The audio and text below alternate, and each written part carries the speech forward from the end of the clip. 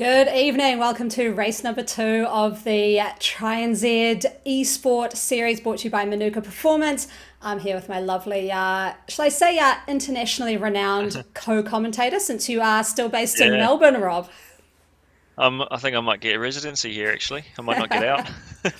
Oh no. Tell it what's going on. Where are you? What's happening?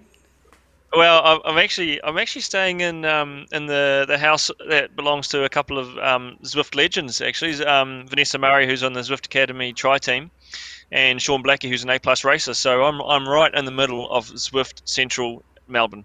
I'm feeling it, and I'm really going to bring the noise tonight for tonight's race because there's so much Zwiftism in this place. It's just unbelievable. Oh, So fantastic. I can't wait.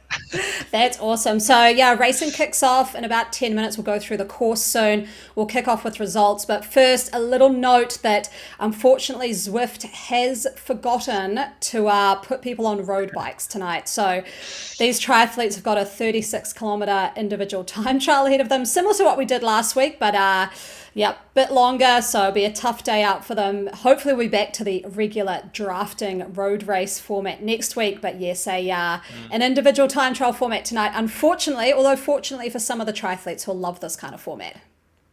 Totally, and we're an adaptable bunch. We have been to many races where the things have changed at the last minute. We've been to races where the swims haven't been on, bike courses have been changed, run courses have been changed. So this is just another one of those examples. And those who deal with it very well will come out on the top. But as you say, this is 36 kilometres individual time trial. This sounds like an Olympic distance triathlon to me. And most of our athletes are going to be absolutely in the element for this. And better still, this is probably going to be the FTP test that we wanted last week to be, because this is actually going to be more than 20 minutes. So good luck to all you Exactly. guys. Oh, I I'm know looking for forward to seeing how sure. this goes. So we'll kick it in and have a look at the results from last week. Rob, do you want to get us going with the clubs? Yeah, so Auckland City Tri Club are on top of the standings with Triathlon Tauranga, Canterbury Tri, Hibiscus Coast Tri, and Tri Wellington. Those other teams at the bottom, I'm sure they're going to be moving up over the next few weeks. I know there's a lot of Tri Wellington athletes that race on Zwift, so we'll see what happens there. But Auckland City Tri are a big hitter. And looking at the top, foot traffic, that's you, Rob, head coach there. You guys That are is. absolutely storming ahead. O'Hagan Sport in second. The late Tony O'Hagan will be dedicating race number 4, I think, to Tony this season with 52 points. Team Inspire with 49. Perimeter Coaching from Tauranga. That's Chris Willett's crew with 43 points. And Bevan McKinnon's crew, Fitter, number 5 with 42 points. Come at us, O'Hagan Sport. We had this battle last year, so let's see it happen again. In the A category, we've got Ben Ruth leading that, James Harvey, Alex Heaney from James Barnes, and Mark Boasted. There's some big names in that list there. And in the women's, Georgina Thornton, Hannah Prosser, Fiona Gallagher, Amy Hollenby, and Emma O'Connor. A couple of names there that we'll remember from last year's races. And looking at the B Cats men, we've got Tom Burgess, David Goodall in second, Fons Caption in third, Justin Roy in fourth, Stu Highway in fifth. On the women's side, Anna Longdill, followed by Nicola Sproul, Sarah Gorman in third, Kat Conlon in fourth, and Sonia Foot, our mountain biker, who's actually a mum of 4. I was touching base with her over the week. She rounds out in fifth for the B Cat, sorry. And in the C's, we've got Matt Winter from Elliot Drayton, Pete Marshall, Dave Spedding, and Kevin Barker. And the women's, Lydia Myers, Vicky McNaught, Martina Refford, Kelly Good, and Gemma Kennedy. And rounding out the DCAT, we've got Martin Hill in first, Barry Eccles in second, Grant Utteridge in third, Ken O'Rourke fourth, Neville Modlin in fifth. On the women's side, Ellie Boggs, swim coach extraordinaire in first, Miss Superfly. Now, if anyone knows who that is, let me know. Michelle Lawton Sweet Hill in name. third. That's great, eh? Fourth, Cherise Scott. And in fifth place in the D categories, Anna Needham.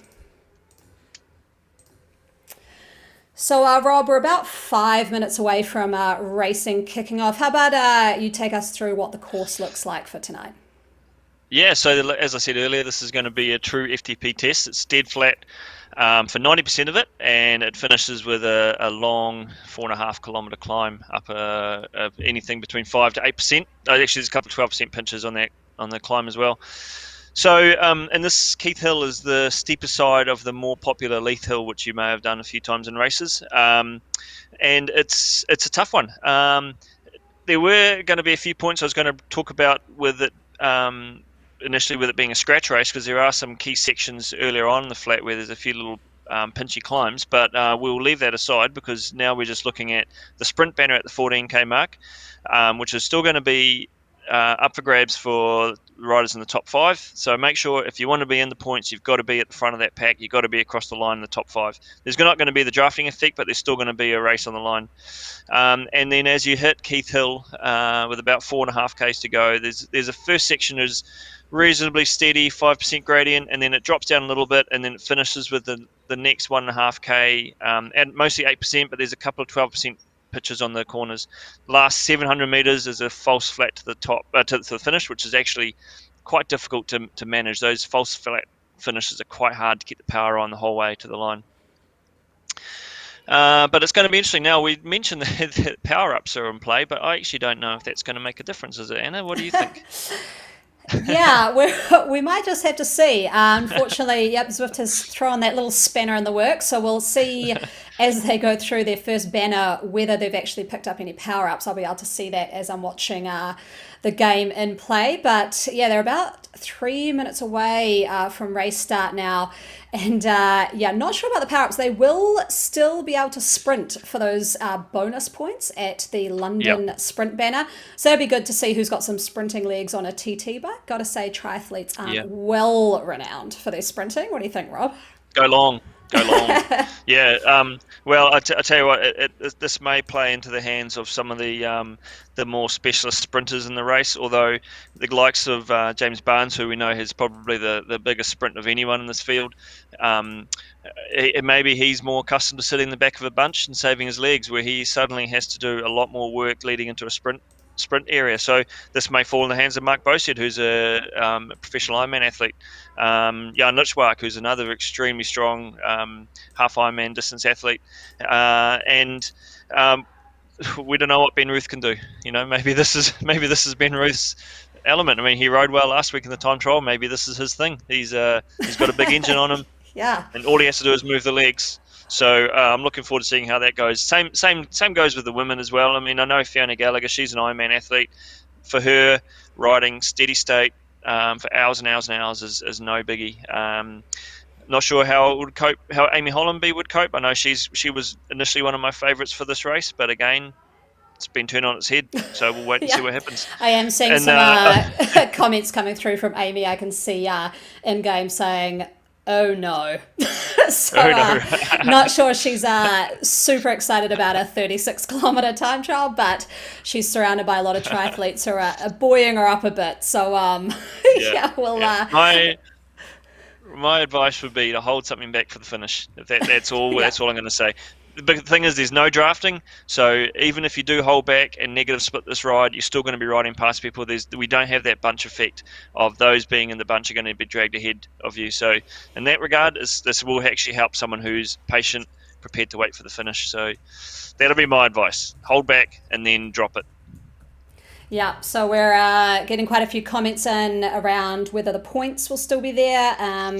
Yes, we will still be running first across line points for that sprint banner. So that's our bonus points for this one. So we've got bonus points in every race coming up now. So whether it's mountaintops that are bonus points or a sprint, just keeps it kind of spicy during the race. So yeah, there we go. And just over a minute to go until the men and women start. We'll be trying to get across all categories. Want to have a shout out to category D. We've got what's being called the Battle of the Granddads out there. So my father is doing his first Zwift race in category D. Fantastic. And he's up against Sam Frost's grandfather, who is 83. I heard this. Yeah. Yes, so, I heard this was happening.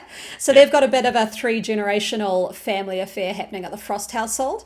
Tony's been told not to get on the bike. He's still recovering from a crash he had, so he might be getting in on the socials and sending us some pictures. So we'll see what happens there.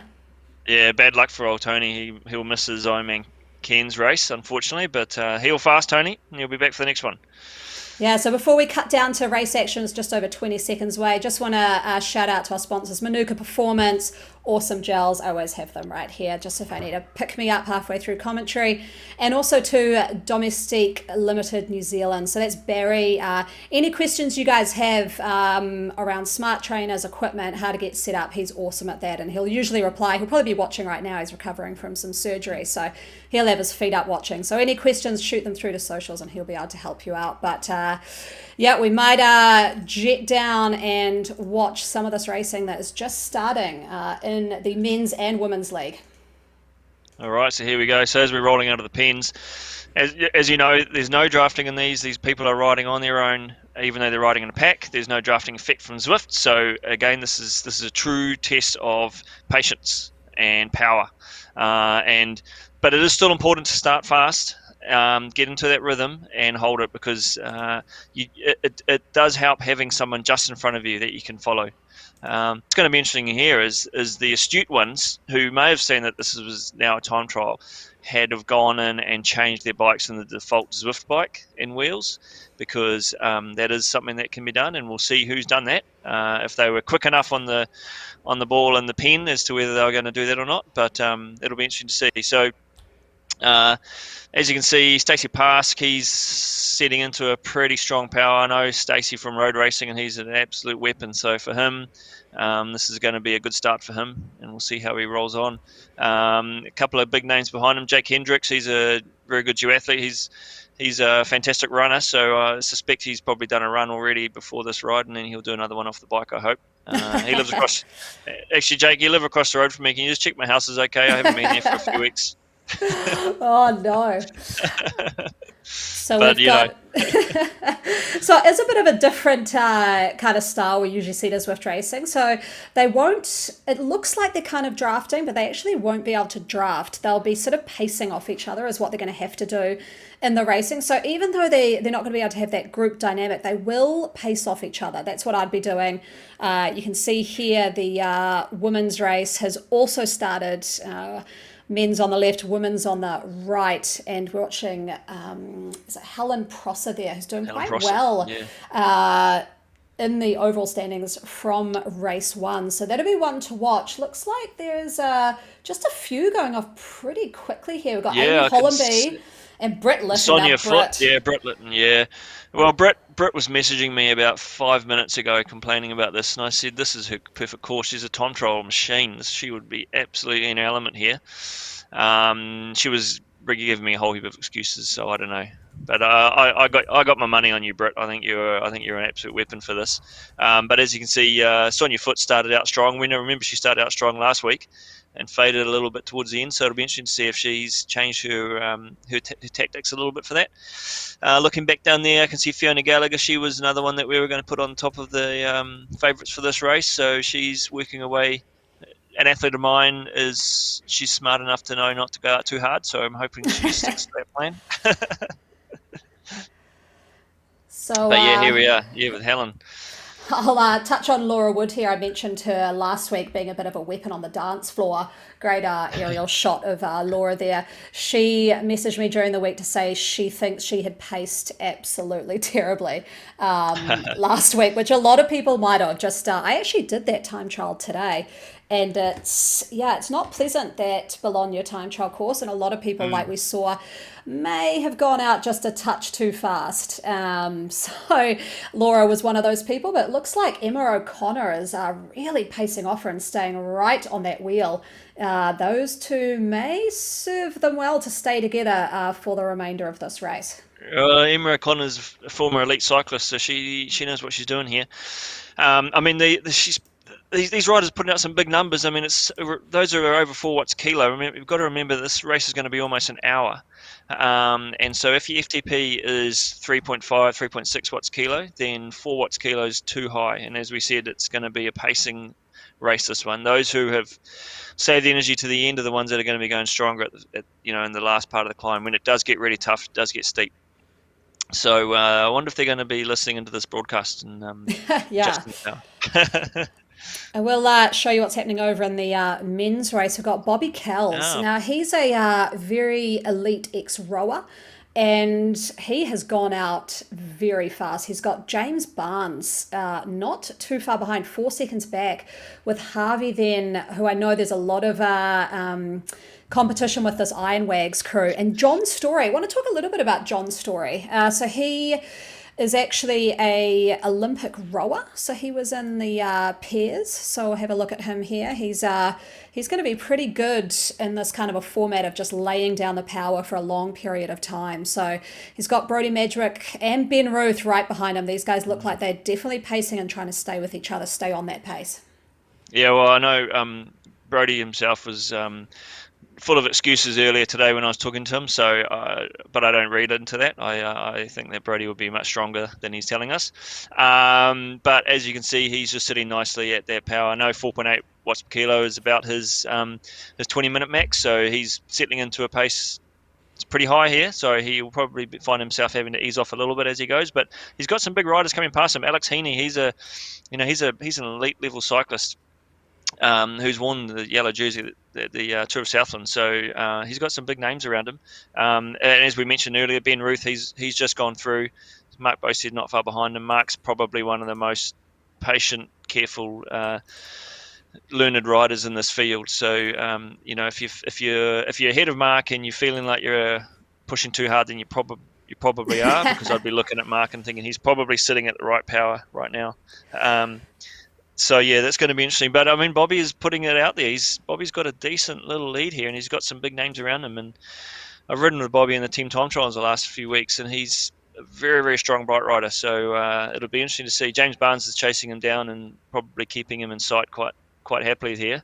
But I think James, as I mentioned before, he's a very strong sprinter. He spends a lot of time at the back of the pack, saving his legs, waiting to explode. So this is asking a lot more of his body, which maybe he hasn't done before. Maybe he has. Exactly. Just a reminder who is at the top of the table for the men's A category. Ben Ruth looks like he's sitting kind of pretty there in about fourth place. James Harvey in about third. So all of those top guys just seems to be Bobby Kells sort of hitting above his weight here, maybe a little. Hasn't been top 5 in this group, and we've just seen he's actually been passed by James Barnes, who I'd got to pick for the win, I would have to say, for this one. I was thinking about that. So in the last, obviously things have changed, but James was my pick for the win in the scratch race.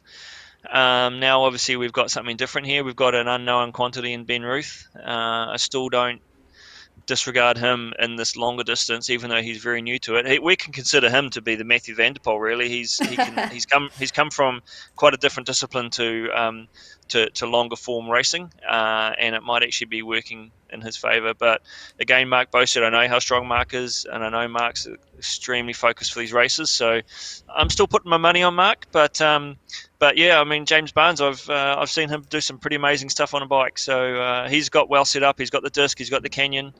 He knows this race very, very well. He knows this course very well, and he knows his body better than we know it. So maybe he's just ticking away nicely. Let's have a look at Taz Self. I remember we mentioned last week they are riding in a very nice little group of 3. We've got Taz Self, Brodie Madrick, and Rush there, all riding in a nice little threesome. Tim Rush, also another former elite, well, still a very strong cyclist, but was a very strong elite cyclist for many, many years. And his brother was the duathlon national champ back in the 90s as well. So there's a great pedigree in that family. And also another guy, Jan Lichwak, who's just off the back of that group there. Jan's is actually in my Zwift Racing League team, and he's got the playoffs this weekend for ACATS Worldwide. So this is going to be a good little hit out for Jan going into this week's 2 races over the weekend. So yeah, I know Jan's an extremely strong athlete, and if we look at him, he's probably got his dreadlocks. He wouldn't be wearing a helmet. He's always raced with dreadlocks. It's good to see. Yeah, but yeah, I like what Brodie's doing here. He's just smart. He's riding with these good riders. He knows what he can do. He's just keeping within himself. He's dropped his power back to around the 4, which I think is a smart move, because he's going to need probably 4.5 to 5 going over the top. Yeah, and it's hard. There we go, Rob. Direct message to you. Yeah, that's good to hear. I remember Oh, that's awesome. I was in a race once, and someone complained that Jan was a bot because he was so strong and so steady, and I had to Oh, message funny. back to the field that Jan is not a bot, although the way he rides, sometimes you think maybe he is a bit of a robot, but Oh, that's fantastic. Um, yeah, they're about 7.1 kilometres in. They'll have the sprint coming up, that intermediary sprint stage we talked about, top 5 across the line. So that's a bit different to what we'd done in past years. We just had basically finish line points. This time we will be getting some bonus points. Goes 5 deep. I think 10 points for first across line in each category. So we'll be keeping an eye out on that. You can see in the map on the top right corner sort of what's coming up. When we see a little green dot on the course profile, we'll know that that green sprint banner is coming up. Just got yeah, another rower in the women's field, just coming out of the little hill out of the tunnel. That's Holly Fletcher. And she's got Julia Spark, I think it is, just on her wheel with is it Emma Nugent just ahead of her? yeah, Yeah, I Eva, remember Eva. That's it. I remember her yeah, from the last series. She was very, very good in some of the races, particularly the time trials as well. So they're all racing pretty well. These women. They haven't obviously let this get to their heads, and they're pushing very hard. yeah, and you can see those little red dots in that mini map. So those of you that are watching at home will know that, you know, sorry, those that are racing will know that when they see a red dot, it's another rider on the course. So they get an indication of how far ahead someone is. Because looking at the time difference, it's not always that easy to figure out what 13 seconds or 15 seconds means. But if you can see that red dot and you can see it in relation to your own arrow, then you know that if you're catching up to them or how far ahead they actually are, if they're around a couple of corners or what have you. But this is shaping up to be an interesting race up front as well. By the looks of it, we can see that it is spreading out quite a bit. There's some 5, 6, 7 second gaps between riders there. So you know these riders have settled into a rhythm pretty quickly. So that's going to be interesting to see how this one plays out. I know I can just see quickly at the top there, Fiona's sitting just over 3 watts kilo, which is I think is bang on where she needs to be. And Longdill, who's a super experienced ultra marathon runner and former. Well, she's still an Ironman athlete. She raced Ironman this year and qualified for Kona, but she's a very, very powerful cyclist, and she's been away from the sport for a while, but now she's coming back, and this racing's sort of bringing her back into it, which is great. Oh, that's awesome. And it's I just clicked over to the men's. I see Lachlan Boyle, a friend of mine actually from down south. They've got a very young baby, so good to see that he's managed to get himself out and on the bike. And yeah, he's I told him he had to move up a category, so I'm not sure he's going to be stoked he's in the A group, but there we go. He's looks like he's actually doing all right, I'd say. What do you think about this get up, Rob? It's pretty standard. I mean, he hasn't put a lot of thought into the bike and the wheels, and the gear's just the default Zwift set, and he's only got a road helmet and white gloves. So, I mean, hey, he's on the bike, which is the main thing. He's doing more than me right now. So, but yeah, no, I know Lockie. I know he should have probably thought about his outfit a bit better for this one, but you know. I am actually seeing some socials coming in from Sam Mayhew, who is telling me that you need to get on the bike, Rob. That you can definitely commentate and be on the bike at the same time. Don't use Melbourne as the excuse. I reckon. Well, I could probably use Sean Blackie's bike, but he's a little bit shorter than me, so that might be a bit weird. So we're just I want gonna. to see Sam Mayhew on a bike. Actually, more importantly, right now. I mean, we had this discussion last week. Things haven't changed. Looking forward into the lead of this group, looks like it is James Yeah, Barnes with this alien kit and the throw, but very close behind. We've got Harvey and Bowstead. There's your man. yeah. This is the selection. This is happening now, and as you can see, Mark is just sitting third. Only a couple of seconds down on James, who's at the front. James is setting that pace, but it's great for these other riders just to sit back and just watch. And like as I said before, Mark's one of those riders that will just sit and wait. He's very, very patient.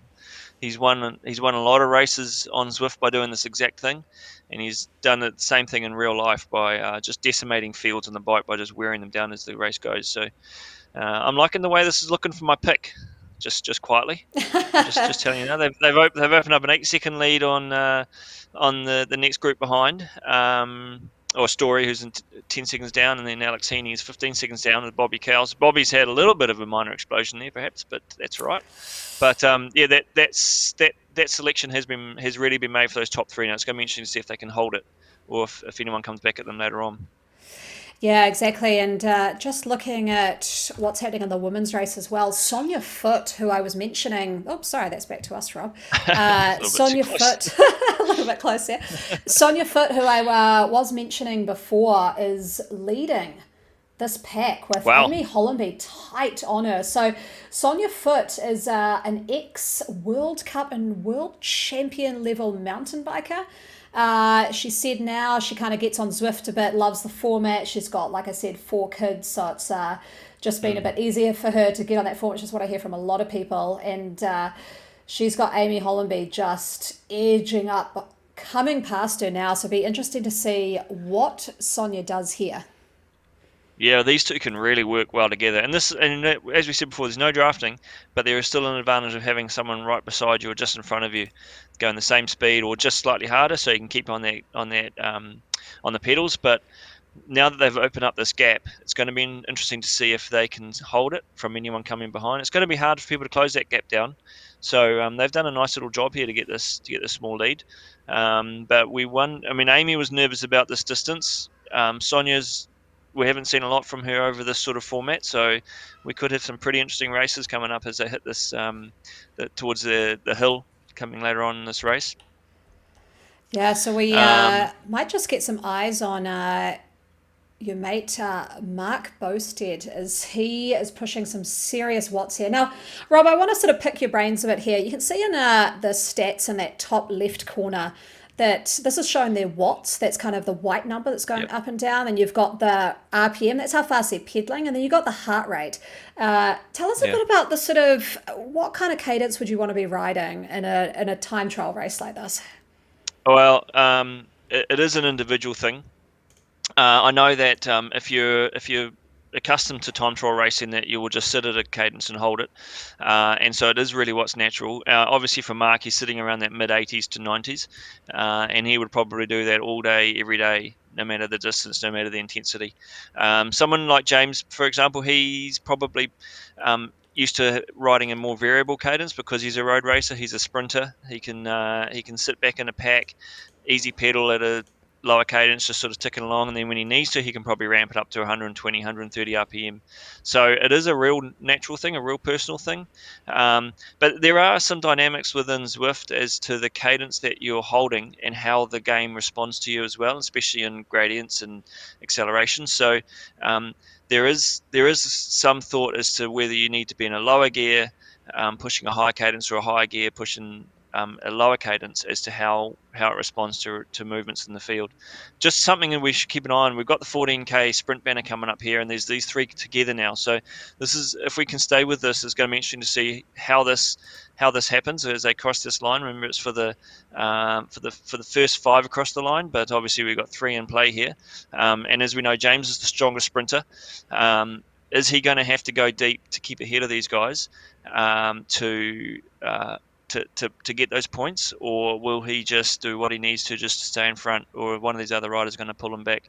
For 300 meters to go, it's getting pretty close to the finish of that to the banner, and he has drifted ahead. So we can see he's pushing 5.5. Mark's pushing 5. Mark's coming back at James a little bit, so we can see the banner right in front of us. Oh no, they go around the hairpin first, corner, and then they've got, So they're winding up. They're probably 400 meters from the line now. I think it's 14.4k we hit it. So James has done a little job to get a small lead there, and now he's just going to be holding on to it. But Mark, we can see he's chasing him down a little bit.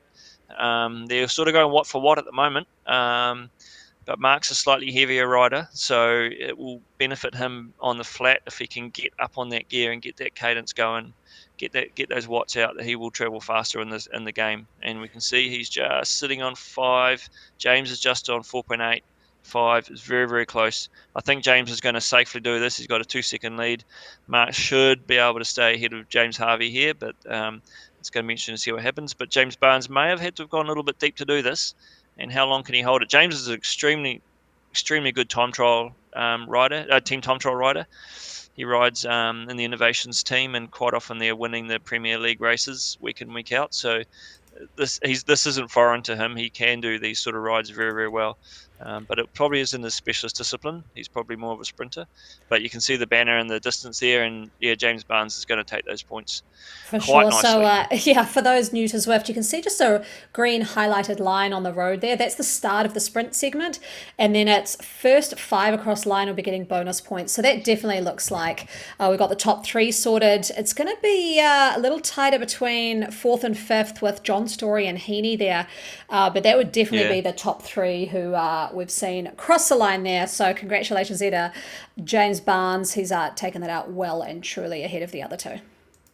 Yeah, and he just set up a little bit towards the end there because in terms of time for that sprint segment, Mark wasn't far behind, and James Harvey wasn't far behind either. So James Barnes did what he needed to, got a lead, maintained it, and held it.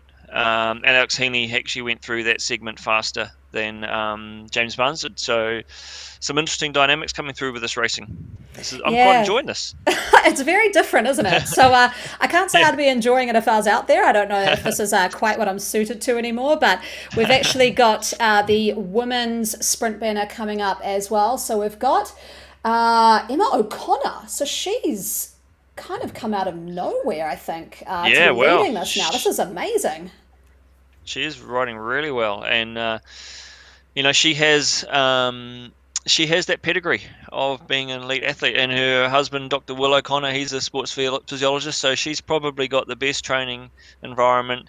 She's had the cooling vest on all afternoon, I'd say. She's been doing the absolute optimized warm-up. She's been sorting out the nutrition as she goes into this race, and this might just be perfect for her. And she's coming up to this banner now. She isn't going to be contested. No, that's a definite strong win there with Amy about 4 seconds back now. Is this because Amy was leading for a little while then? We've also got Kiddle coming through in 3rd, who's moved ahead of Sonia Foote. Maybe Sonia moved a little bit too early. That's Yeah. a clear 1, 2, 3. Little tight there with Sonia Foote maybe dropping even back further to Prosser, who's catching very fast. But it looks like Sonia's cottoned on and has picked up her speed a bit as we see O'Connor here just about to come through the banner there to take out the sprint bonus Nice one. points for the women's A race. So we've also got categories B, C and D racing. We're following the A's for tonight's coverage. We might try and see if we can get eyes on them as we get closer to the end. Usually we have to kind of click through once the A's are finished, but we'll try and do that as we move on through. Yeah, I know there's been a lot of talk in that B category, and there's been some big calls being made by a lot of the riders. So it's going to be interesting to see how that comes through. I would say though that a lot of the calls were being made when it was a scratch race, and there might be some retractions in some of those statements now that it's a time trial. But yeah, it's going to be interesting. One thing that we're going to find is that there's probably going to be some upgrades from this race because a lot of these 20-minute power numbers will be blown out of the park. And here we are with Ben and Jan riding together, teammates and Zwift racing. So they're certainly pretty familiar with each other. They would have raced again together in the past. So this is good to see. Yeah, Then so there's 5 cryogen races in this category in this race. That's a lot. So we've got 16 kilometers in, so it's about a 36-kilometer race, so they're almost nearing the halfway point and what will be a hard night out in the office. I hope they all get a good sleep after this kind of racing. We're just seeing Clark there pulling up behind Ben Ruth. So Ben, I would almost say, surprise performance last week. Yeah. Surprise performance. Yeah, I mean he's never been much of a cyclist in the past, but I mean you can't hide from the fact that he's won multiple national track titles. He's won marathons. He's represented New Zealand multiple times in athletics. So Zwift isn't a skill-based sport. It's an engine. It's a fitness test, essentially. There's a little bit of skill to it, but if you can turn your legs over, and if you've got the lungs to power it and the heart to do it, then it does work well for these sort of athletes. And we have seen runners come over to Zwift and perform very, very successfully as well. So it's exciting to see. I'm really glad that that Ben has made this move, because I knew him as a cross country runner, and now I know him as a cyclist, which is cool. Wonder if he'll do an Ironman one day. Oh, I'll that'd be probably fantastic. get a message from his wife. I'll probably get a message from his wife now that I've put it out. Just tell me don't put the challenge out to him. Exactly. But we see Craig Clark. We see Craig Clark there, and just moving up into that pack. Now Craig's a great athlete. He was in the sport in the mid-90s when Cam Brown was dominating through those years. Craig and Cam used to go to school together. Craig's he's a policeman, works in South Auckland. He's run ultramarathons. He's training for an Ironman. He loves Zwift racing. His daughter's also a track runner. So we've got some excellent athletes in this race here, which is good to see. And these guys are riding really well together. I'll just mention what's happening in the other categories. We've got, if you are watching and you want to follow your riders from home, just log into Zwift Power. So we've got everyone on Zwift Power now, and kind of treat it as it's like your timing transponder. So this is where you can see all of the live data coming through. So in the B category, we've got Tom Burgess, who is leading that B category. He's out in front. Relatively close behind is Fons, and followed by Nathan Peterson, Grant Tuffy, and Stuart Highway. Hamish Robertson, a semi-elite cricket player, is looks like he's about 5th or 6th there. So that's the B Cats. We've got the C Cats, Kieran Moore, looking like he's having a great race with Rob Eyre, and second. He's pushed himself up from the D category, which is nice to see. Christophe Pinnell in 3rd, Kevin Barker in 4th, and Caleb Stevenson from Go to Max, Walter's crew, in 5th. And Battle of the Granddads, I feel really sorry for my dad, I've got to say. His first Zwift race, and he's doing a 36k time trial. I'm not going to hear the end of this. Might have to drop around a coffee tomorrow, I think. But looks like he is maybe not ahead of the 83-year-old. So just have to see. So we've got Battle of the Granddads. I know it looks like my dad is sitting there at about 10th place. But leading out the Ds, we have Paul Davison. Looks like we've got a C Cat rider in there, so they'll end up being disqualified. But Paul Davidson in 1st, Jaden Walker in 2nd, Jeff Roberts in 3rd, all just switching around as they're kind of moving around positions at the moment. And Sean Houlihan, I just saw there. I was getting messages from him today. Good to see he made it out. He's sitting sort of near, probably around 15th place. Wow, it's fantastic. There's some names there that you were calling out in that B category race, which is interesting. I know Nathan Peterson, one of them. He's a good friend of mine, and he's a fireman in Canterbury, and he's probably been working hard to try and help with the flood relief over the last couple of days. But he messaged me earlier to say that he was able to get on and race, which is fantastic. But as is with Nathan, he was full of excuses, but now I don't believe them. Not the way he's racing at the moment. Tom Burgess, the ultimate B Cat rider. He just skirts on that A category so well. He's so skilled at that. He lives in the Bs, and he's an A and B in a B clothing. He's one of those athletes that can just knows exactly how much effort he needs to put in, and he'll put in an amazing performance, and he'll still be a B category. And he's just a great athlete to watch. He's so strong, so committed. I remember a few weeks ago he did 5 team time trials in the space of 24 hours, which wow. If you've done one team time trial, you know how hard they are. So to do 5 of them in a day was quite a remarkable effort. And he's Everested, he's done virtual Everesting, he's done real life Everesting, he's done it all. So good on him. Yeah, for sure. I hope he gets an upgrade today. Seeing some messages come through the socials, I would just want to mention Lydia Myers. So one, she's let us know there's no power-ups, so just to make the race that much harder, no one is going to have feathers out on the climb. But Lydia looks like she is dominating the women's C category at the moment, leading that out. And I just want to mention, I actually raced with her today, where she also dominated the C category. Wow. I'm now a C Cat rider. In case anyone doesn't know, I'm 6 months pregnant, so racing not quite at the level I used to, but She has already raced a time trial at 11 o'clock this morning, and it was the Bologna one. So I'm really surprised Oh that wow. her legs can push her out for another win, and she'll be pretty devastated. She's got to sit there and do another time trial. But absolute kudos to her. I mean, if I could send everyone a spot prize, I would. But time to mention probably Domestique is providing the spot prizes tonight, and they'll be giving away, for anyone out there who doesn't have a smart trainer, a 12-week free rental of the Explova Noza smart trainer. And yeah, we'll let you know the Amazing. spot. Yeah, we'll let you know the spot prize winners later. I'll also let you know the race one spot prize winners too, who are able to get that bike computer as well. But there we go. We've got some pretty very respectful racers out there who are just. I'm loving seeing this. I mean, it's not ideal, Yeah. but fantastic. And looking at the women's race here, this group of four just doing really well together, I think. Yeah, this is exactly what we want to be able to see. We know there's no drafting, but there is that benefit of riding with someone next to you or just in front of you that keeps that pace on. And as someone eases off, another person will ride to the front. They'll push that pace a little bit more. It'll keep everyone going, keep them all together.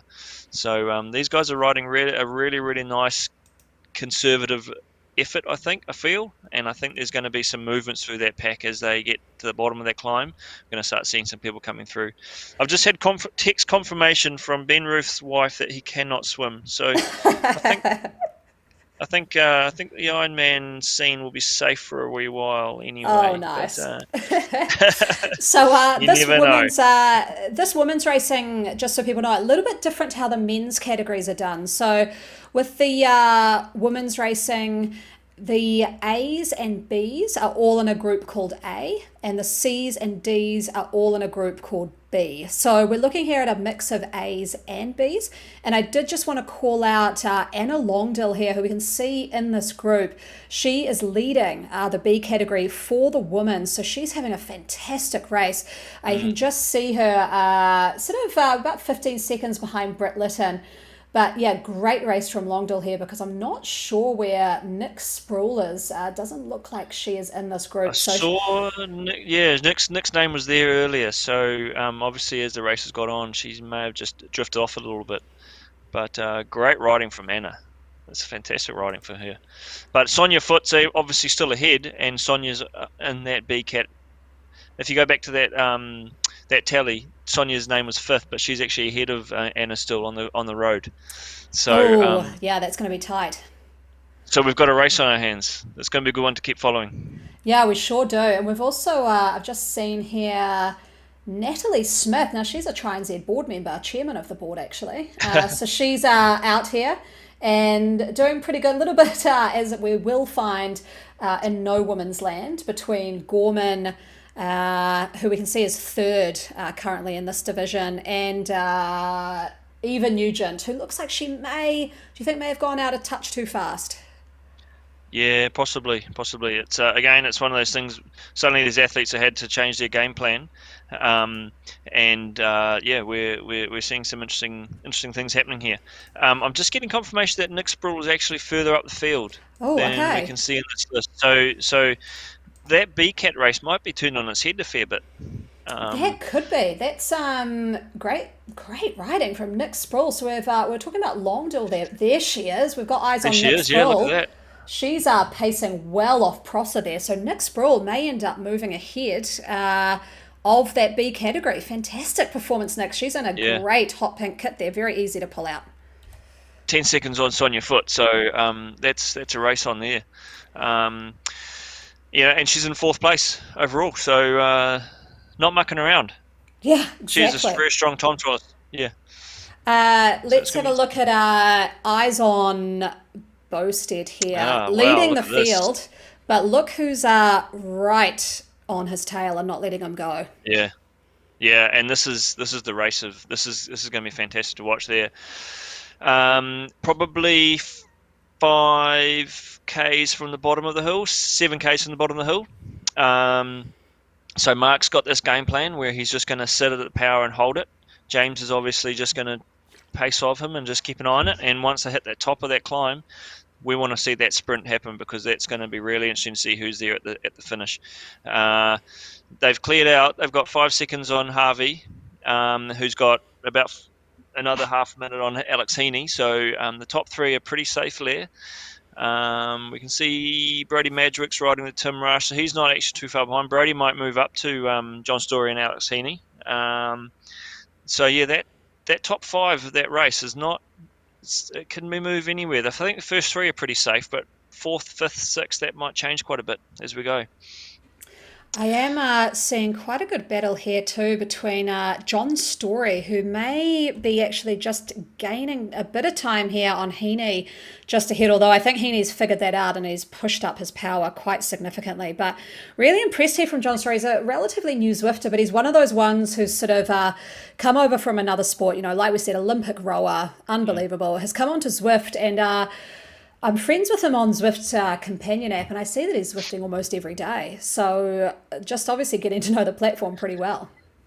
Well, yeah, I mean, rowers do so well on this. Again, it's the same thing with the track runners, where it's an engine that just has to drive a computer game, and it's amazing how well rowers can go. But we know that Jason Osborne, the German ex-Olympic rower, is the world Zwift race champion. So that's an indication that the elite rowers can take to the sport so well. They know how to suffer. They've got the engine. They know how to go for a long time. It's just that they're going forwards instead of backwards in this situation. So I don't know if that's unfamiliar to them or not, but they seem to cope pretty well with it. Maybe they've got their bikes turned around the other way and they can't even see the screen. Maybe, exactly. Just a quick update on the BCAT. Tom Burgess is about 20 seconds ahead of Fons Captain, who is about, it looks like about 45 seconds ahead now of Stuart Highway. And your mate Nathan Peterson, third equal between Stuart Highway and Nathan Peterson. That's going to be interesting. And now Tom will be claiming to not be a hill climber. So I know he's probably going to get a bit of a lead on this. He's a big, strong lad. He's a very, very powerful lad, but unfortunately the 4Ks of hill at the end may not suit him quite as well. But looking at Fons, what does he weigh? He's coming in at, he's the same weight as Tom. So this could be an interesting punch up as we get up the hill. Nathan, 71 kilos. He will probably move ahead of Stu. I'm not too sure. I know Nathan's a pretty punchy little rider, and when he gets those hills, he loves going uphill, so that might work in his favour. But yeah, that race is not over yet either. This is definitely one for the taking. For sure. And I might actually just cut over and tell you a little bit what's happening in the women's C and Ds, who are all racing in what we're calling Bs. Lydia Myers, who I was talking about before, she is leading the way. Quite close though. She's got Angie Wall, who sent me a bit of a SOS message during the week that she had well overestimated her abilities, and please put her down a category. So she is sitting in second place. Is that after the category downgrade? Yeah, she was well within the limits of what she's riding now, so she's all good. Deirdre Lack, she's in third, even with Rebecca Spears racing there. Vicky McNaught in fourth, and Rebecca Gifford sitting in about fifth. So that's what's happening in the women's, what I will call C category, because the C's and D's are all consolidated into B. Yeah. Now, I'm just looking there. I can see Brody and Tim are now together, and they've got a decent 30-second lead on Taz South. So that top 6 or 7 have sort of cleared out. I think that's going to be quite interesting to see how Brody goes against Tim Rush. I'd say I think Brody's a little bit younger. He's probably got a little bit of freshness in the legs, but Tim's a classy bike rider, so that's going to be an interesting one to see. And they've both gone quite smart with their bike setups. Brody's on the SWX Shiv, Tim's on the Canyon Speed Max medium depth wheels. So they've done a bit of homework. They know that a lot of this is a flat race, but it finishes on a climb. I did notice earlier that James Barnes was on a disc, and Oh, Mark Bosted was on Zip 808, 858. So that's going to be an interesting thing as well. The disc is obviously going to be a bit of a weight on the climb, but it's going to help in a sprint at the finish. But they've got to be together at the top of the climb for that to be effective. So that's going to be an interesting one to watch. yes, we've got our split screen here. We're following Britt Lytton, big supporter of all things Zwift racing and the Tri NZ series. And she's on you can just tell from her setup, felt IA time trial bike. Very, Yeah, very quick. She's just behind Georgia Thornton. I've just seen her sort of catching up a bit. So she could be just trying to gain some time before they hit the climb. So they're not too far away now. They're just kind of rolling over that 26 kilometres. And the climb kind of starts at around 32 kilometres. So they're not too far 32. away. So like we said, this is what is called in Zwift an after party. I'm not sure there'll be much partying, but that means you're finishing at the top of a climb. So these guys have a long road of flat racing, and then the climb shouldn't take too long. It's about sort of 4 kilometres, so about 6% grade. Yeah. Decent, but not as hard as Bologna, which we saw last week. No, but it's still a couple of those little 12% pinches, which the strong riders or the smart riders will know that you push a little bit harder on the steeper sections, and you push and you ease off a little bit on the flatter sections. I see Britt's gone for the matching helmet and sock. Okay, she's done a good job on that. It's not a bad effort. I don't know about those gloves, though, Anna. What do you think about that? Yeah, I mean, anyone who sees There's a some few of my colours coming in there. Zwift commentary knows I do not love the mismatching glove and sock combo.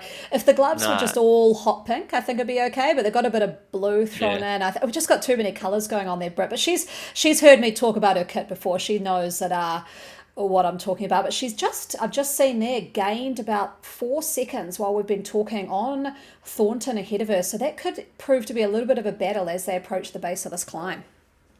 Yeah, and she's not far behind Sonia Foot either. So that movement through the field is interesting. Anna Longdale's not far behind Britt. So that's some pretty strong riders that are beginning to make their way, show the prominence as we get close to this climb, and we're 40 minutes into it, so we're really into that, going into the depths of people's endurance now. 40 minutes of steady state pedaling is pretty tough. There's no freewheeling in this. This is not riding on the road. This is pedaling for 40 minutes at a hard effort. So we're going to see who the stronger, tougher riders are as we come closer to the end of this. But as we're only about 5Ks from the bottom of this climb for Britt, so she'll be readying herself for that, and she's probably making as much time as she can because she knows that. Well, she thinks that she's not that good, she's not as good in the climbs as she is in the flats. But I actually think I back her in this to do very, very well at the end of this race. We've got Liam Miller up on screen. So he's, I believe, the son, yes, of Paul Miller. So he's does a Yeah. lot of work for the events for the club down in Tauranga. So great to see that he's got his family out racing, and he's pushing some pretty good numbers and doing pretty well in the back half of this race. Yeah, he was an early leader in last week's race that we saw, putting out some pretty good effort. So he's a good young bike rider, good young racer. He's super keen, does a lot of the events around, and yeah, it's going to be interesting to see how he sort of progresses through this series. The younger riders tend to be pretty keen and able to put out some pretty big numbers, so they can beat up on the old fellas a little bit. It's a bit unfair. That's a bit unfair, Rob. And they look like they're just coming up to that sort of 29, 30 kilometre mark. So the men will be approaching that climb fairly soon, which will indicate coming up to the end of this race, which I'm sure they will be very happy about. Even though it finishes with a climb, a lot of triathletes will be good at that sort of sustained climb effort. So we'll just pop through and see what's happening at the front of this race. And there we can see it. Mark Bostier, what's happening here, Rob? Looks like he's absolutely Well, pulled away. 16-second lead, and that's it. That's the strength of the guy. He obviously just wore away at James enough that that rubber band broke, and Mark is putting out some big numbers as we're coming up this climb. He's pushing over 6 watts a kilo, which is what you'd expect on this sort of gradient. And Mark can do this for a good 9, 10, 12 minutes if he needs to, so he can actually quite happily sit at this power, get up this climb. He's done what he needed to. He's broken James. James has now got James Harvey with him, and so that race for second and third is going to be on. But yeah, I think we've just seen the effect of the difference of the scratch racer versus the time trialist. And it's unfortunate because we would have liked to have seen a scratch race, because I think I still would have backed James Barnes to have won this race, but things had to change. I think I might have mentioned Mark Bosett as my favourite in that. I don't know, maybe I didn't, but I'm gonna put You'll it out say there it now? that I did. I called it. Okay. Yeah, Now he's got a 20-second lead. You're going to call it. You're going to call it as Mark. yeah. I think it's pretty safe. Yeah, Okay. but that just shows the strength of the strong Zwift rider, of being able to just grind away and keep pushing. James Harvey's moved past James Barnes now. He's got a 3-second lead. Is that cemented? Do you think that's the James is going to be pulling Yeah, through to second? yeah. I'm sorry, I don't think James Barnes is going to come back from this. Unfortunately, it's a shame. I know the guy he's a mate, but it's one of those things you just see. It's just the nature of this sort of race. And it's raining as well, which makes it even worse. Oh, But doesn't it? he's got a good minute lead on fourth place, so that's definitely safe. And I'm pretty sure he'll be racing later in this week. So now he's probably just going to sit back and save the legs a little bit for the races still to come. He's got a couple more events this week, I'm sure. Yeah, we will absolutely make sure that next week is the scratch race that we want to see, because I think we will be heading out into less of a climbing course and more of a sort of sprinting course. I'm just going to double check so I've got it right. All the information on all the courses coming up plus entry links are on the Tri NZ webpage.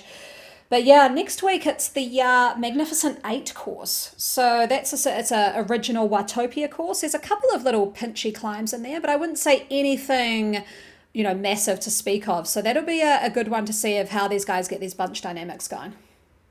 Yeah, it's going to be a fantastic race. I quite like that course, actually. For some reason it's got a bit of everything in it, hasn't it? It's good fun. I've just got a photograph from Mark Bosett of a picture of a can of Coke. So that maybe he's been to the Canberra School of Race Nutrition, and that might have been the secret. Nice. We've also got it. It's good to see when the races are on the socials too. We've got Britt calling us out that she does think her gloves match her socks. I don't want to brag it to her. They don't, but we'll just say that there. We've got the women's race up on screen now. So they're going through this sort of magical tunnel which takes you from London right through out into the sort of Richmond Park area, if you know London well. And we've got Amy Hollenby. This is for second and third. So we've got O'Connor well in the lead, 30 seconds ahead, but Amy Hollenby in second with Kiddle very, very close behind. So this is going to be a tight race as they approach the climb. Yeah, absolutely. A race of the day is looking like Nicholas Sproul, though. Sitting in fifth place. Absolutely. Fifth place. Yeah, as a big cat racer, it's fantastic. But yeah, Kittle and Hollenby have come together. They can work together on this climb. Again, obviously there's no drafting, but there is still that benefit of having someone beside you or just in front of you to keep working. 30 seconds isn't out of the question. It all depends if they can push higher power than Emma is. They can pull her back, but already we can see that Emma and Amy watt for watt at the moment. But that's the good thing of being able to see on the screen what your competitors are putting out, so you can try and push harder than them. But it's not that it's easier said than done, because as you can see, Amy pushes harder, Emma pushes harder, and vice versa. So it makes it tough, makes it difficult to break the 30 seconds down. Yeah, for sure. And in fact, as we say that, it's got it 34 seconds straight away. Yeah, I can see Emma out here on her lonesome, taking this out from what it will look like. 34 seconds. We'll have Bridget Kiddle following pretty strong. Looks like she really does want to sort of make this up. But yeah, it's a pretty, I would say, steady, consistent climb. So they don't really have too many pinch points up the climb. It just does sort of keep going really gradually and you just got to settle into those numbers. And it looks like Emma O'Connor is doing that. She's got quite a low cadence there, about 67. So she's really grinding away as she hits that QOM marker on the side of the road there in pink. Looking at up to 6% now. So she's just got to settle into this rhythm, and we'll see if Bridget, with some pretty high watts behind, can start pushing into that lead. She's already 32 seconds back. She's gained a couple of seconds there. Yeah, not too bad at all, really. I've just seen that it looks like Tom Burgess has a massive, almost a minute lead in the B. And old mate Nathan's been dropped by Stu Hayway, so that race for third and fourth has been might have been secured, going in Stu's favour. But it doesn't look like anyone's going to catch Tom in that B race. So that is good riding by him from the big fella. Yeah, might cat up from this one. It looks like. Oh, so. no. If I know Tom, he'll probably ease off as he gets to the top. We've just got the men's race spicing up a bit, sort of around that 8th, 9th place. We've got eyes on Ben Ruth here, but quite sort of close around them. We've got Zion Nay, 8 seconds ahead. Brody Magic, 4 seconds behind. So these three are really in the thick of it. They're about, I'd almost be saying, potentially sort of halfway up this climb now. So not too long to go. Yeah, two Ks to go by the looks of it. Magic will be absolutely loving this. He's right in the depths of this race. You know, he's coming to the end of it. This is where he likes to suffer. He's inside the top 10. He's not going to get caught. And he's got Ben Ruth just in front of him. That's the sort of motivation anyone needs. And Ben is just riding strong, riding hard. He's got Josiah in front of him again. I think Josiah's from Tauranga as well, so he probably know each other. And it'll be interesting to see. There's still 2Ks to go. There's still that flat section at the top to get over. It can be quite a race. Actually, probably more like 3Ks. It's 34.5K at the moment. So yeah, there's still a bit to go yet. Yeah, it's I'm just looking at this. It's gone up to 12% there. I said before it's kind of an even climb. Obviously, there is a little pinch about 2/3 of the way up, and that 12% on a TT bike is going to be pretty brutal. There's 2 corners that are 12%, and those are the ones where if you got it in the tank, you push a little bit harder just to punch over the top and get next flatter section. But as you can see, Ben's on that 10% now. It's still hard work. Hard work for the heavier guys. Yeah, I love how, see if I can pull this through from the socials we're getting in. So this was from, hopefully they'll pull across the screen, Barry here, just saying he's wanting if this is not a scratch race next week, which God help us, let's hope so. He wants us out there TTing and commentating at the same time. Everyone is obsessed with us racing and commentating at the same time. Well, if Barry can get me home, then I'll do it. Nice. Awesome. Well, yeah, I mean, it's going to take a lot for me to get on the bike and do this kind of a thing anymore. But just seeing something pretty interesting happening in the women's race. We were talking about Nick Sproul before.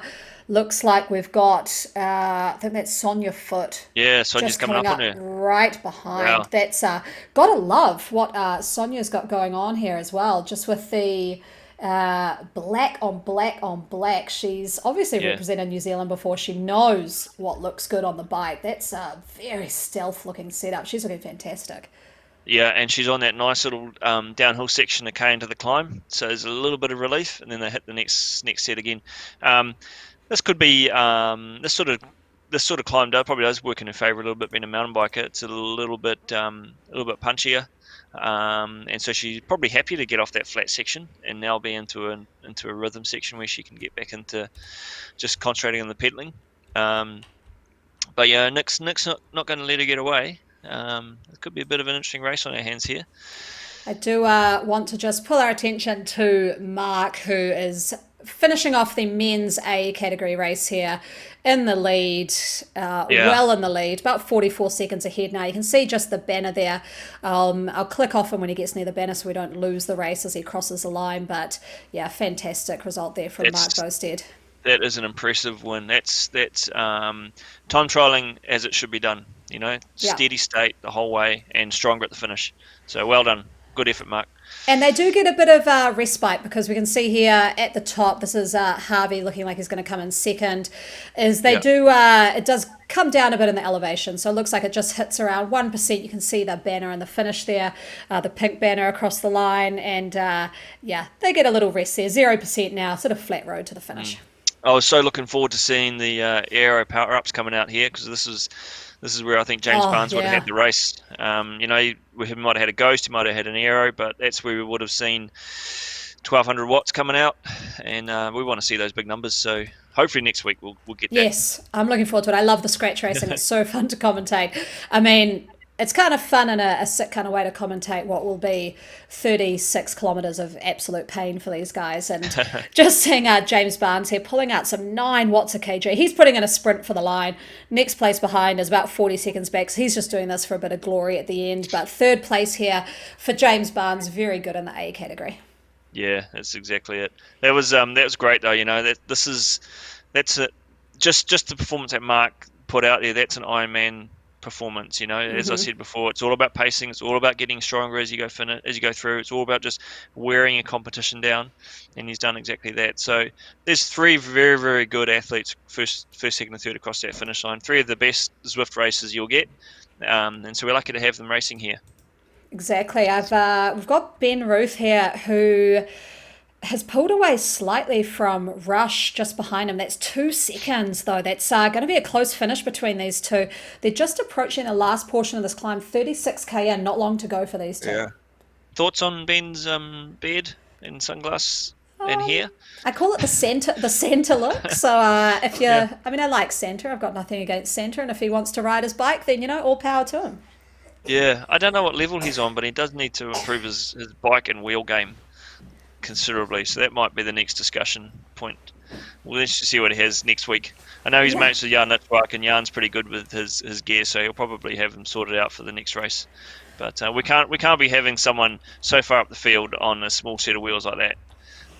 No, exactly. It's he's a bit of a unit, and he's going to need to get those deeper dish wheels. But looks like he's well and truly dropped Rush now, 6 seconds back. So very strong result here for Ben Ruth. So it looks like he'll probably end up 7th on the day. So not too shabby for his final standing. So very good here for a runner to hit this level of time trialing. Well, that might shake the leaderboard up a little bit, because obviously he was leading the A's. So to come in 7th, he would have fallen back down a little bit off that leaderboard. So I'm looking forward to seeing how that comes out. Exactly. Just looking at the women's race here, very close action between these 3. This is amazing. Yeah, this is great. So Amy Hollenby's obviously dropping back quite a bit.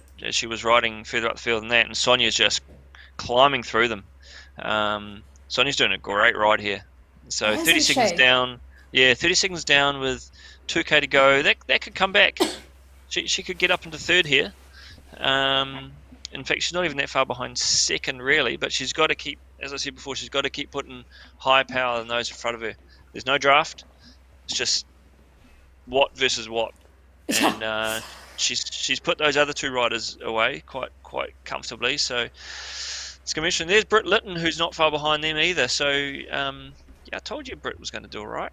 I know, yeah. She needs to see herself as more of a hill climber. It looks like she has made up places. So she's paced herself very well. But I'd have to say almost, other than Emma O'Connor, who's leading this race by a significant amount, very, very good riding here from Sonia Foote. She's pacing herself well. I'm not sure if she'll catch up to Georgia Thornton here, who's got Bridget Kittle. You can just see there. That's going to be close coming into the finish. So these guys have ridden very well. They're in the sort of last half, I'd say, of this climb where it really kicks up. But yeah, Bridget has made some good time on Thornton here.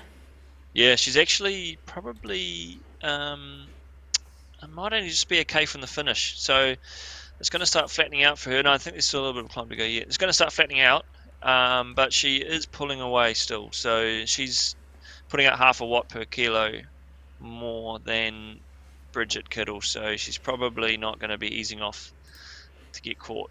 But she is moving up on Emma a little bit, so we might have a bit of a race on for first here, if she can keep this one going. Exactly. Um, That is going to be quite a race. She's pulled in a huge amount of time. This is she was about 35 seconds back, and we saw her eking out time earlier. Now yeah, 20 seconds in, she's riding much higher watts than Emma O'Connor. Emma could have we'll get eyes on her and see how she's looking. She might have just hit a bit of a wall up out of the saddle. Very low cadence. They're about low 61. cadence. Low cadence. Yeah, that's an indicator that maybe she's just fatiguing and she can't turn the legs over quick enough, You can powerfully actually enough. see Georgia there just in the background. See if I can get a little aerial shot. You can just see. So those three actually with an eye shot of each other. And I think Georgia's seen that and now she can see her. Boom, that gap's down to 15 seconds. Well, this is a race on here, and we're running out of road. But I think there's still enough for this race to be done because we're still on the climb. While we're on the climb, Emma is in trouble. If it gets to the flat, Emma's going to be a little bit safer. But while it's still 6 or 7%, and Georgia's half a watt per kilo higher in power, that makes the difference. So, for Emma's sake, keep pushing. For Georgia's sake, keep pushing. Yeah, exactly. Yeah, I mean, I hate to be in this position if I'm Emma because you've put in all that Yeah. work, you've got such a huge gap, and now whittled down to 12 seconds. She can see, I think, that Georgia's just catching up because you can just see Emma pushing in little surges up around over 4 watts, but you see Georgia following suit with about 4.3 watts there. So she's 11. this is going to be Yeah. a tight race right to the end. So we'll stay with these guys. Looks like they've only got just over a kilometre to go. Might just see if I can pull in the category If A category women just to see where these guys are all on the standings because this will be interesting to see. if we hit the flat and it's still about 5 seconds between them, I think Emma will hold it. If we're still on the climb and it gets to 5 seconds and we haven't got the flat yet, I think it'll go to Georgia's favour. But if Georgia wants to do it, she needs to really, really up it even more now. So she's 4.5. That needs to be closer to 4.8. And she's getting there close, but Emma is fighting her. Emma's coming back up to 4 now. Still on the climb. It's still a crucial part of the race. This, regardless of the outcome, I think Georgia will still lead the table, but Emma will take a big jump up there with Amy having dropped back, Fiona's dropping back, and Hannah's dropped back as well. So we've got a race on 5 seconds now, and it's on the flat. Yep. I think Emma's going to hold it, Yeah, this is and she's five. lifted her power up. Yeah, I mean, she'll be so motivated here. She's sitting in fifth place, as we can see. Georgia, who's behind her, is sitting in first. So these points will make a huge difference to Emma Yeah. if she can take this win. We'll see if we can see the banner in the background. We've got Georgia Well, pushing up to 5.5. This is, I mean, this could this come is a down to race a on. little bit of a sprint Yeah. finish. Georgia has pulled so Yeah. far ahead of Bridget as well, 20 seconds ahead of Bridget. And Sonia Foote looks like she's probably not going to get to Bridget. She's settled it into that fourth place. 4 seconds back now from Georgia. No, this is so close. I still put it on Emma's favour, but she just can't ease off. Georgia will see. Georgia knows she's there. She can see the time difference. She can see the power they're putting out, and she can see the finish line. Wow, so And it's that's not it. enough. Emma's got Yeah, it. She was first. Georgia second. Looks like Bridget's coming in here to take up third place. So that's that was very a good big comeback. there. Who I haven't seen in the top five from our results. So that's a huge gap there for her. And just Yeah, now looking back further in the field to Sonia Foote. She's on that flat portion at the top, and she'll be taking out fourth place. you can see Fiona Gallagher's chasing Britt Lytton down. They're teammates in the team time trial, so that's going to be quite fun for them. And Amy Hollenby, who has probably very much disliked a TT format here, is doing Yeah, pretty well now to come into fifth place. So still a very good result from her. And quite tight here between Britt actually with her teammate right on the wheel and with Abby Natress and Prosser there also very close. So these guys are having quite the battle. This climb has really shaken things up. yep. I mean, it turned out it was a bit of a shocker initially, but it actually turned out to be quite a fascinating race. Um, and like I said before, there'll probably be a few FTP records being set from this, and Yeah. there might be a few upgrades, which is not a bad thing because we want to see riders get the most out of themselves, and this is what this whole this whole series is about, is getting more and more from the people, and I think we're definitely doing that. So as you can see that it's pretty close between Britt and Fiona, and yeah, it's I don't know how I don't think Fiona will catch Britt, but No. Hannah's riding a nice race here. She can just see the rider in front of her, only 2 seconds up. She's well on her way. Nick Sproul, she's got a Longdill there, just about 4 seconds back, so that could be a an interesting That's little the finish B. here. This Yeah, is that's the that B B table. category win, Yeah, I do believe. yeah. So yeah, that's why that's been hotly contested between these two riders. You can just see Longdill there, right behind her on her toes. Well, this is interesting. So Nick had quite a good lead on Anna midway through the race, and maybe Nick was racing that tactically. Maybe she knew that she was going to get not as strong on the climb. Maybe Anna was holding back a little bit more, but 2 seconds. What are you gonna? What are you gonna? Oh, I I think. think Nick's got it. I think Nick's got it. Yeah, I think she has. Yeah. Wow. Oh, that's hard. Yeah, that's so close. Within a second, it'll be at the end. What a race. Yeah. That was very, very tight. We've got a few of the other women making their way up the climb now. Just seeing if any of the Bs have finished. Just looking through the live results on Zwift Power. Looks like Tom Burgess, Yeah. did take out the win with Stuart Highway in second and Fons in third for that B category. In the C's, it looks like they're still doing it tough, but Kieran Moore taking out the win, it looks like, in that category with Caleb Stevens. Only about 10 seconds ahead of Brian Goodies, who is equal with Christoph Pinnell up that climb, so that is going to be quite the battle to the end. And it looks like Jaden Walker will be taking out the DCAT.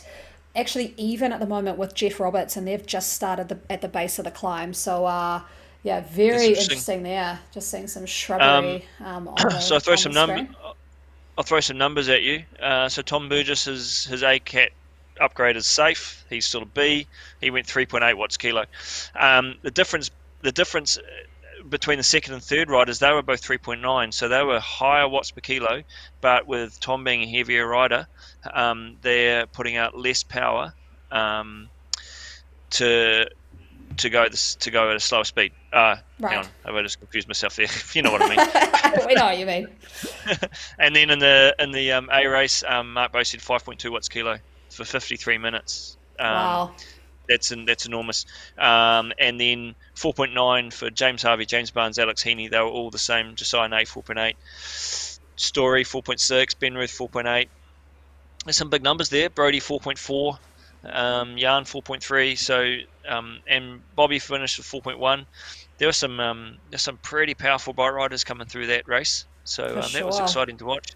Well, we might come back to us, Rob, and have a little bit of a summary and a talk about what we've got coming up for next week.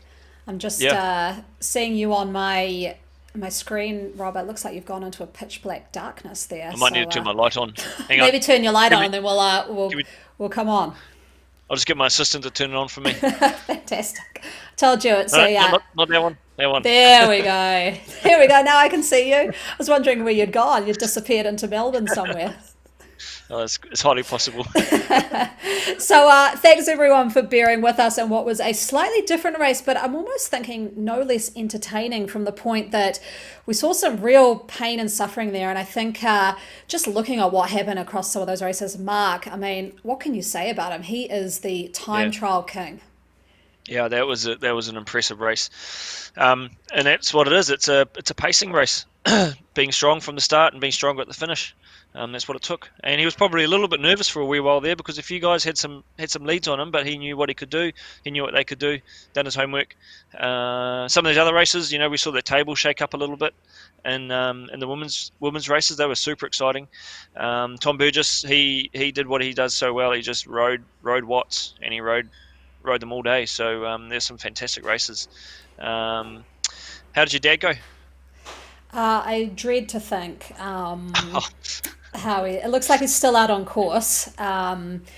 So yeah, I'm not going to be the most popular part of the family tomorrow, but yeah, that was good racing. I'll try and get the results all sorted tonight so we can get those out to everyone on our Tri NZ Facebook page, website, across everywhere by tomorrow. But yeah, great racing next week. We will absolutely make sure from Zwift they've set it up as a scratch format because we want to see that drafting and a few of that the more race dynamics. And we're hitting the, like I said, the Magnificent 8 course in Watopia. So maybe all the riders out there watching, go out and recce that. Make sure you know what you're doing. And Rob, we'll see you next week. Thanks to our sponsors, Manuka Performance and Domestique Limited New Zealand. Awesome crew of people, so check them out. But thanks, Rob. Enjoy Melbourne and look after yourself in lockdown. I will. Thanks very much. Thanks for tuning in, everybody. Hope you enjoyed it. It was a lot of fun bringing it to you, and I'll still be here next week. See ya.